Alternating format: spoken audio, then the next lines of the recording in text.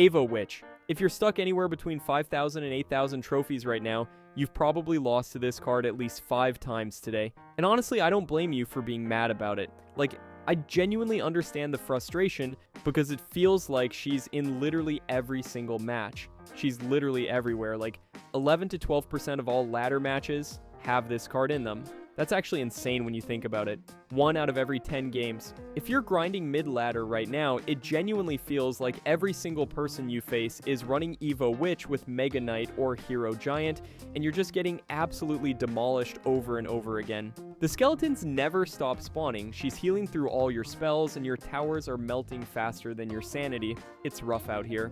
And the data backs this up. Royale API confirms she's one of the most played cards in the entire game right now, sitting at that 11 to 12% usage rate across all of ladder. That's not just mid-ladder, that's everyone. And Redditors are completely losing their minds. Every single day there's like 10 new posts screaming for nerfs, calling her unkillable, saying she's impossible to counter, demanding Supercell do something about it. The comment sections are full of people saying she's ruining the game. And honestly, when you're facing her for the 7th time in a row paired with Mega Knight and you're just watching your tower disappear, I totally get why people are tilted. She fits perfectly into every single annoying mid-ladder deck you can think of. She works with literally everything that makes you want to throw your phone. And if you don't have the exact right counters in your deck at the exact right time, you're just done. Your tower's gone.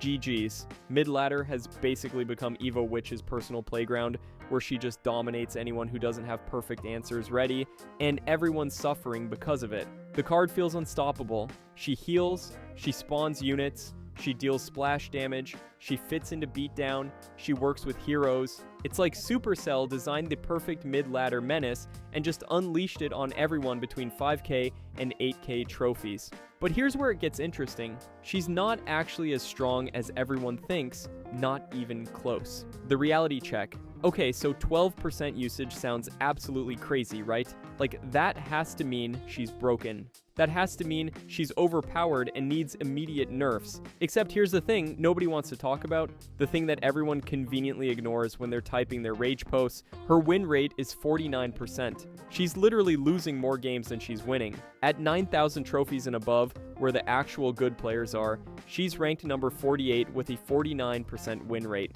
That's below the balanced 50% threshold. That means all those people spamming her in every single match, all those people convinced she's the most broken card in the game, are actually just losing and not climbing. They're stuck. And this isn't like a small sample size thing. Royale API shows thousands of players using her to try and climb Path of Legends, and she shows up in enough battles that everyone thinks she's a ladder staple. The usage rate makes it seem like she's meta-defining, like she's the card you need to use if you want to win. But that win rate is the part everyone conveniently ignores when they're posting their rage threads on Reddit talking about how broken she is. Here's the thing about card balance. High usage with a negative win rate is literally the textbook definition of an overrated card. Like, that's what overrated means in card game terms. She's not popular because she wins games. She's popular because she's annoying as hell to play against and feels strong when you're on the receiving end of a loss. That's it. That's the whole reason.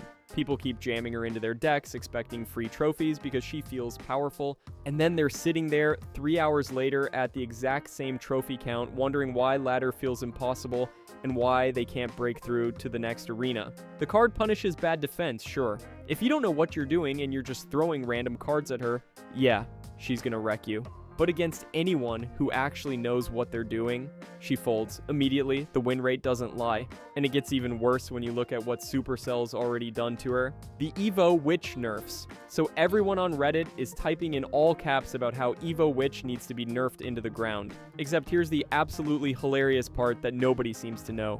Supercell already nerfed her. Twice. This year. She's been nerfed twice already, and people are still asking for more nerfs. Evo Witch came out in May 2025, Season 71, and yeah, she was actually pretty strong at release. Like, legitimately strong. So Supercell looked at the data and hit her with a nerf in August. They reduced her healing because it was too much. Then they looked at the data again a couple months later and were like, yeah, no, still too strong, and nerfed her again in October. That second nerf was massive. They reduced her healing by 21% per skeleton death. That's not a small tweak or a minor adjustment. That's a legitimate gut punch to her main ability, the thing that makes her special. And then December balance changes rolled around. This is the most recent patch, the current state of the game. Supercell looked at a bunch of cards across the meta and made adjustments where the data showed they needed to. They buffed some cards, nerfed others, tweaked a few evolutions that were performing too well or too poorly. And Evo Witch? Completely untouched. Zero changes, not even mentioned in the patch notes. You know what that means? It means Supercell has all the win rates, all the usage statistics, all the match outcome information across every single trophy range in the game, from 0 trophies to Ultimate Champion. And they looked at Evo Witch's performance and said, nah, she's fine. They didn't ignore her because they forgot she existed or because they're not paying attention. They left her alone because their internal numbers, which are way more comprehensive than anything we see on Royal APSA, show she's already balanced after those 2 nerfs. If she was genuinely broken like Reddit claims, she would have gotten demolished in the December patch. Supercell doesn't hesitate to nerf oppressive cards when the numbers support it, but they looked at that 49% win rate, looked at her performance across all skill levels, and walked away without touching her. The nerfs already brought her from actually strong at release to appropriately balanced now. The community just hasn't caught up yet. But let's talk about why she still feels so strong in the first place, even after the nerfs. The skeletons. Spam. Okay, so those skeletons might seem unstoppable when they're swarming your tower and you're panicking and throwing random cards at them, hoping something sticks, but there's a reason literally nobody's running her in top-level competitive play or grand challenges. Evo Witch spawns 4 skeletons every 7 seconds. First wave hits at 1 second after she's placed, then they keep coming every 7 seconds after that. And yeah, in the moment when you're defending and you're already down on elixir, it genuinely feels like endless pressure because the skeletons keep forcing you to respond. They bait out your log, they bait out your arrows, and while you're dealing with the skeleton waves, Evo Witch is just chilling in the back, dealing splash damage, and laughing at your suffering. It's tilting. The skeleton spam feels overwhelming and oppressive, especially when she's paired with other skeleton-based cards like Graveyard or spawner cards like Goblin Hut. Now, there's just skeletons everywhere, and you're drowning in bones, and you don't know what to defend first. The skeletons distract your tanks, they chip your tower, they absorb hits from your troops, and Evo Witch sits at medium range dealing her DPS while you're scrambling to defend everything at once. It feels impossible. But here's the catch. Any splash card in the game instantly deletes the entire skeleton wave. Even cheap spells shut it down completely, but you already know that. You're spending 2 elixir to counter a 5 elixir card's main pressure tool. That's a massive positive trade. The problem is when you lose control of your elixir and your opponent already has a very strong push, and simply sending a log or arrows is no longer effective. It's the pressure she creates that makes her such a scary card. Against someone who actually knows what they're doing and has splash in their deck, the skeletons get cleared instantly every single wave. They never build up pressure because they're dying the moment they spawn. Sure, she keeps spawning more, but good players just keep clearing them with splash units that stick around. And here's the key difference. Good players manage their elixir properly.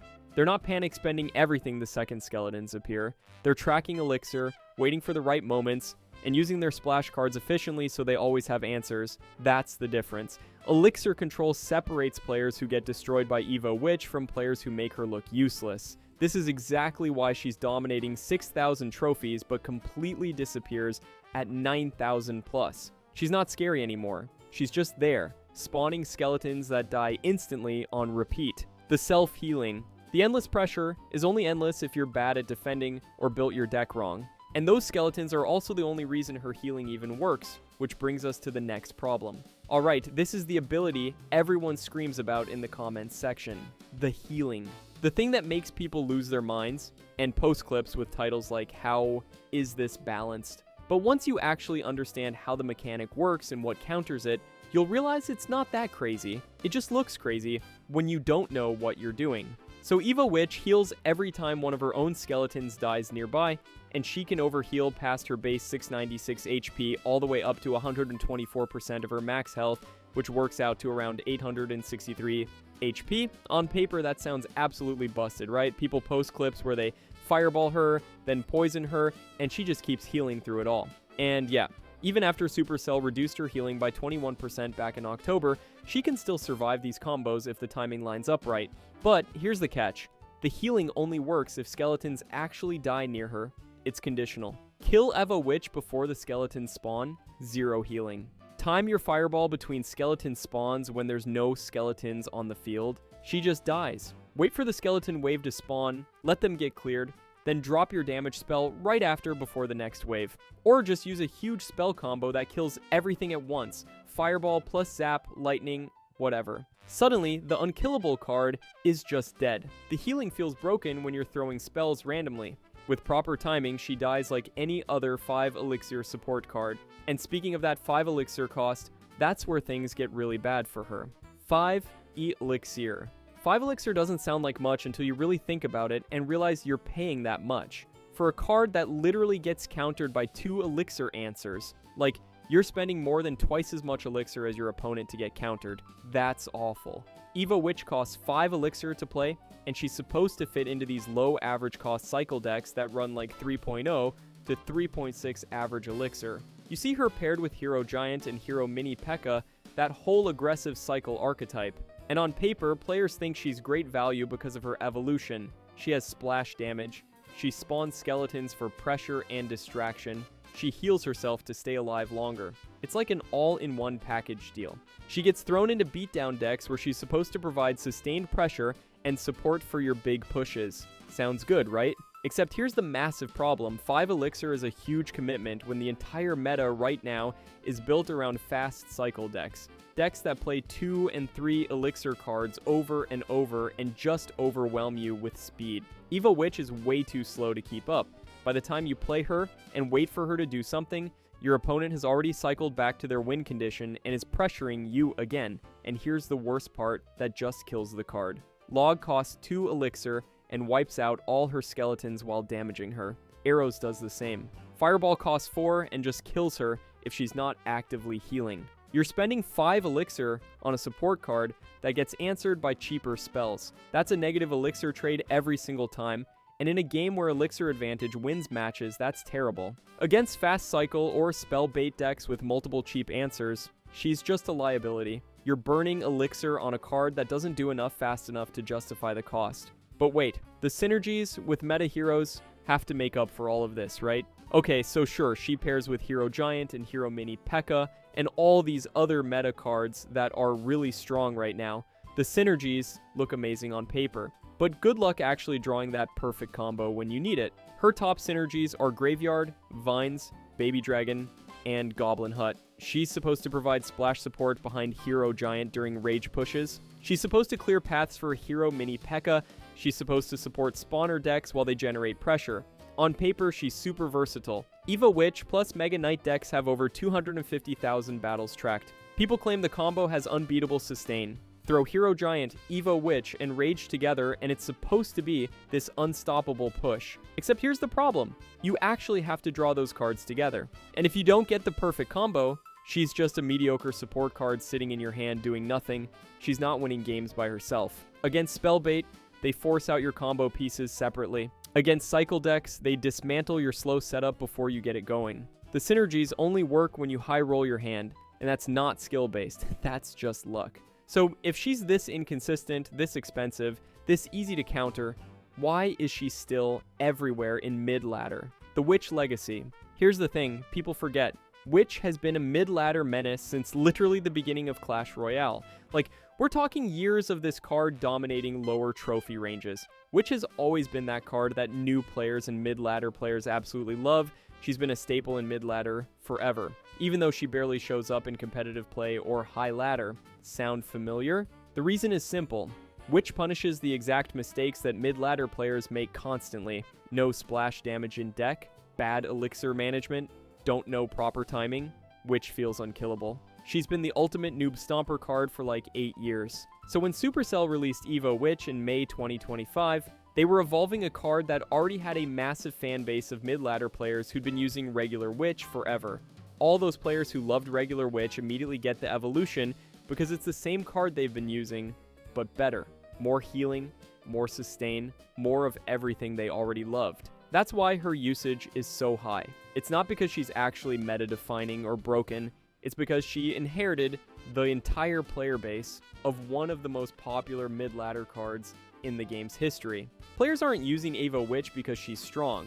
They're using her because they've always used Witch, and this is just the upgraded version. The legacy of regular Witch being a mid-ladder destroyer for years created this perfect storm where Evo Witch was guaranteed to be overused regardless of her actual power level. Add in the fact that she looks flashy with the evolution effects, and you've got a recipe for massive usage with mediocre results. So, yeah, Evo Witch is way worse than you think. She feels oppressive in mid-ladder because that's literally what Witch has always done. Same card, same problems, same players getting stomped by it, just with a fresh coat of paint and some healing. The 49% win rate says it all. She's a trap card that feels way better than she actually performs, and the only reason she's everywhere is because people have been falling for the Witch trap since 2016.